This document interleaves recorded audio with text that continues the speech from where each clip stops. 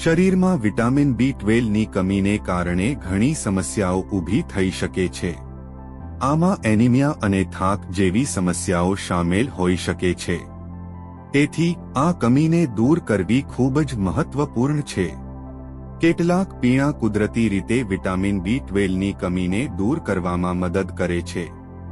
તો ચાલો આવા 2 પીણાં વિશે જાણીએ.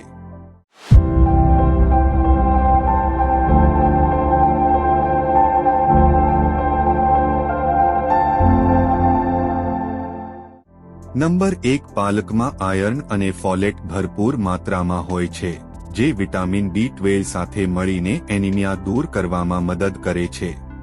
પાલકના જ્યુસમાં થોડું લીંબુ અને મધ ભેળવીને પીવાથી તેનો સ્વાદ સારો લાગે છે. જો કે પાલકમાં સીધા વિટામિન B12 હોતું નથી, તે વિટામિન B12ના શોષણમાં મદદ કરે છે. નંબર 2. દાડમનો જ્યુસ આયર્ન અને વિટામિન Cનો ઉત્તમ સ્ત્રોત છે, જે એનિમિયાને દૂર કરવામાં મદદ કરે છે. તે શરીરમાં હિમોગ્લોબિનનું સ્તર વધારે છે અને ઉર્જા સ્તરમાં વધારો કરે છે.